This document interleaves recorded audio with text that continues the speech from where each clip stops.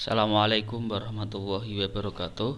Selamat berjumpa kembali untuk belajar tentang bukti transaksi dan klasifikasi akun yang merupakan materi pelajaran ekonomi kelas 12. Baik, kita mulai. Macam-macam bukti transaksi. Setiap kegiatan dalam perusahaan yang bersifat keuangan harus dicatat dan dilaporkan. Pencatatan tersebut sebaiknya didasarkan pada dokumen sumber atau bukti transaksi keuangan yang disebut sumber pencatatan. Bukti transaksi dapat dibedakan sesuai dengan kejadiannya.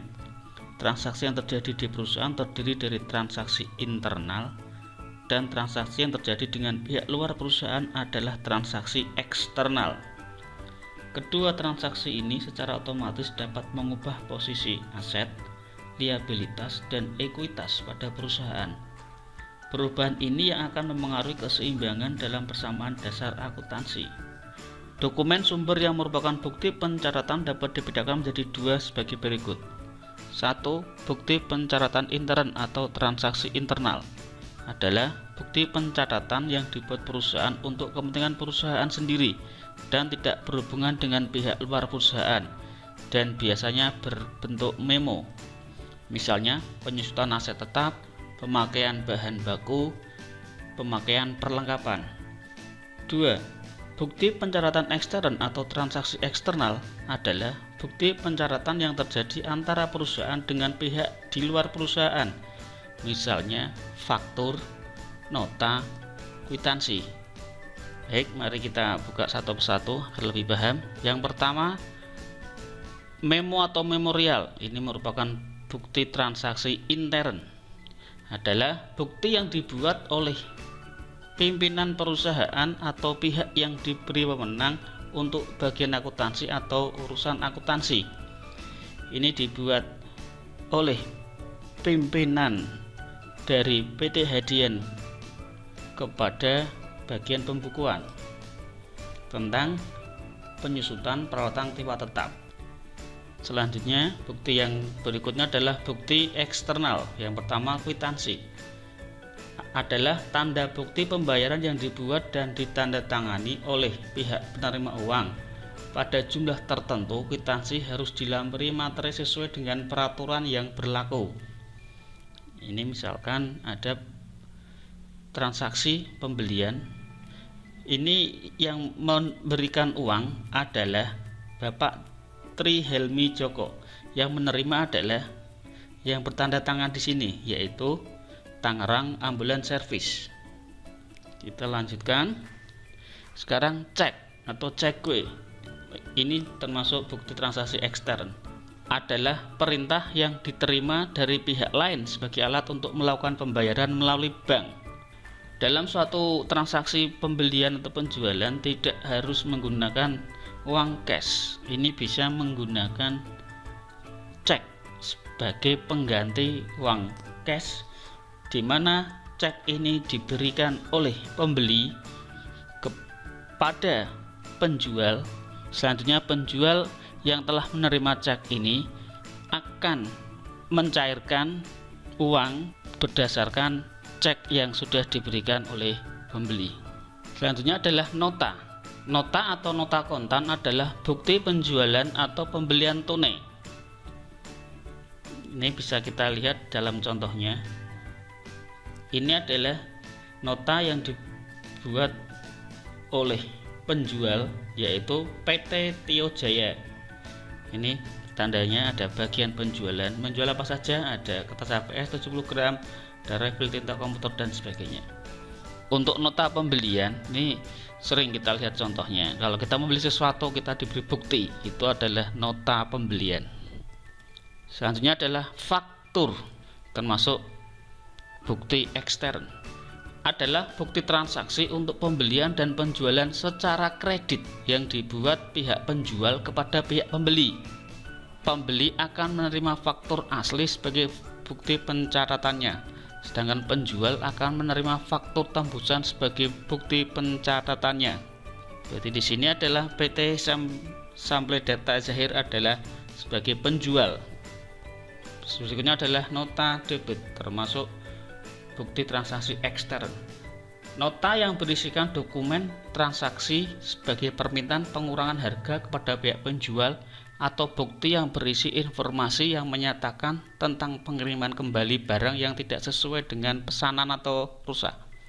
Nota debit ini dikeluarkan oleh pembeli karena barang yang dikirim tidak sesuai dengan pesanan. Contohnya ini OD Kinara ini merupakan pembelinya mengirimkan kembali 10 kg bahan kaos karena cacat seharga 2 juta dan rekening telah didebit. Penjualnya adalah toko HK. Selanjutnya adalah nota kredit. Ini termasuk bukti transaksi ekstern juga. Ini kebalikan dari nota debit. Nota kredit adalah bukti transaksi penerimaan barang yang telah dijual atau pengambilan barang. Nota kredit yang dikeluarkan oleh penjual ini berfungsi sebagai alat persetujuan dari penjualan atas permohonan pengurangan harga yang diminta oleh pembeli karena barang yang diterima mengalami kerusakan atau tidak sesuai dengan apa yang dipesan oleh pembeli. Contohnya ini, nota kredit dikeluarkan oleh penjual. Berarti PD pembangunan ini adalah penjualnya. Penjual telah menerima kembali 2 buah papan tulis putih whiteboard karena rusak seharga 36 juta dan rekening telah dikredit. Pembelinya adalah pimpinan toko Hidayat. Baik, sekarang kita lanjutkan pengertian akun atau rekening. Akun atau rekening adalah suatu alat yang digunakan untuk mencatat transaksi-transaksi keuangan yang bersangkutan dengan aset, kewajiban, ekuitas, pendapatan, dan beban. Akun atau rekening yang memberikan informasi tentang operasional perusahaan setiap hari sehingga dapat diketahui besarnya perubahan aset, liabilitas, ekuitas, pendapatan, dan beban.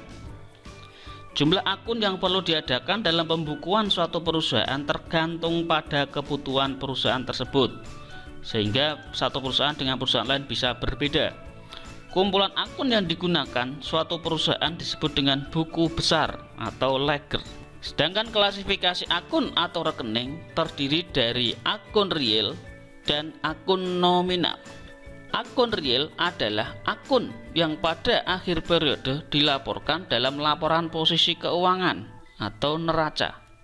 Akun ini meliputi akun 1. Aset atau harta, 2. Liabilitas atau utang, dan 3. Ekuitas atau modal. Sedangkan akun nominal atau laba rugi adalah akun yang pada akhir periode dilaporkan dalam laporan laba rugi, yaitu 1. Pendapatan dan 2. Beban. Mari kita buka satu persatu. Yang pertama, akun real rekening aset atau harta. Harta perusahaan yang terdapat dalam akun meliputi aset lancar atau harta lancar, investasi jangka panjang, aset tetap atau harta tetap, dan aktiva atau harta tidak berwujud. Yang pertama, A. Aset lancar, yaitu aset yang mudah dicairkan dan habis dipakai dalam satu periode akuntansi. Contoh akunnya adalah kas, piutang usaha, piutang wesel, surat berharga, perlengkapan, asuransi dibayar di muka, sewa dibayar di muka, dan lain-lain. Ini nanti yang akan masuk menjadi akun-akun atau rekeningnya yang ini, yang contoh ini. B. Investasi jangka panjang adalah investasi yang dilakukan perusahaan dalam jangka waktu lebih dari 1 tahun. Contoh akunnya adalah investasi saham dan investasi obligasi. C. Aset tetap adalah aset berwujud yang digunakan untuk operasi perusahaan dan mempunyai masa manfaat 1 tahun atau lebih. Contoh akunnya adalah tanah atau hak atas tanah, bangunan, mesin, peralatan, kendaraan. D. Aset tidak berwujud adalah aset yang berupa hak-hak istimewa yang dapat menguntungkan perusahaan. Contoh akunnya adalah goodwill, hak paten, hak cipta, dan sebagainya. Akun real berikutnya adalah akun atau rekening liabilitas atau utang. Dibagi 2, yaitu utang lancar dan utang jangka panjang.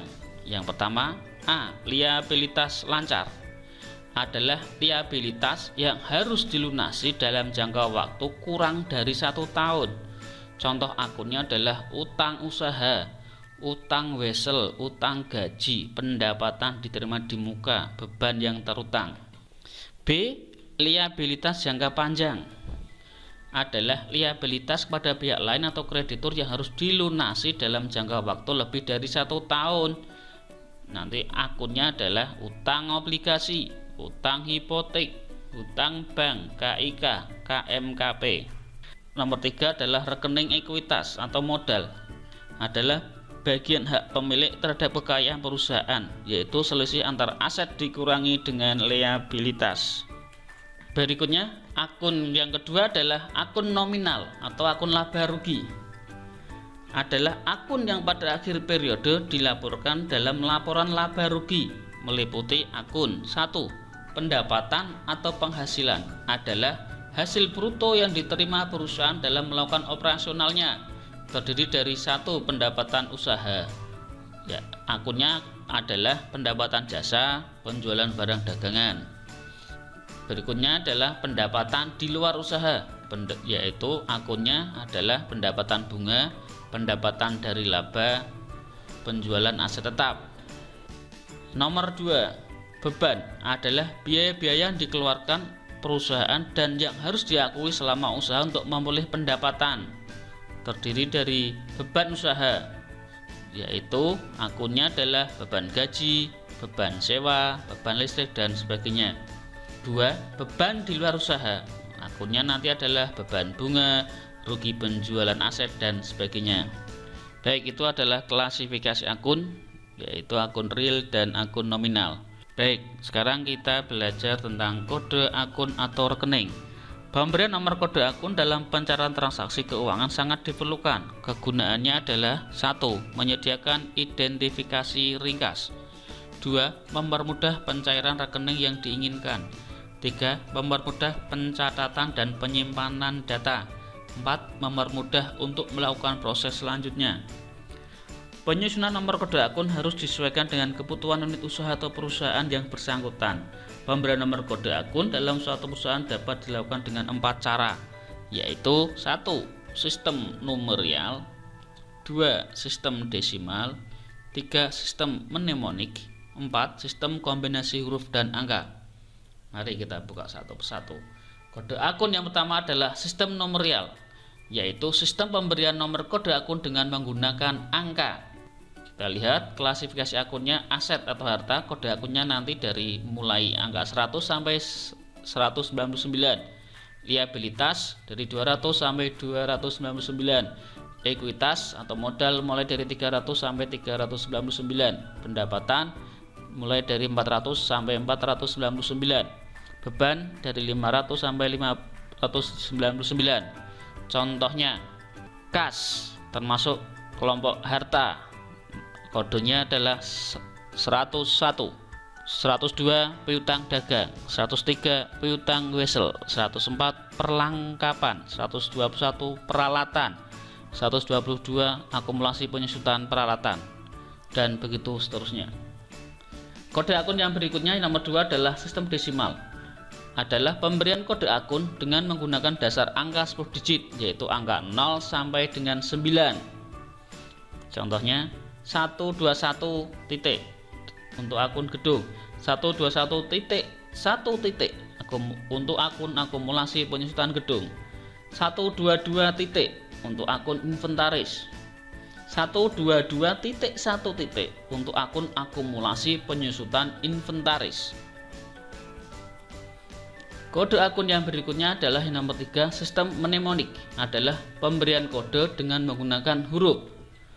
Untuk klasifikasi akun aset atau harta, kode akunnya adalah menggunakan AA, AB, AC, AD, AE, dan seterusnya. Untuk liabilitas atau utang, kode akunnya menggunakan KA, KB, KC, KD, KE, dan seterusnya.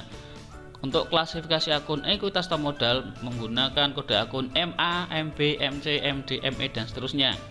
Untuk klasifikasi akun pendapatan menggunakan kode akun PA, PB, PC, PD, PE, dan seterusnya.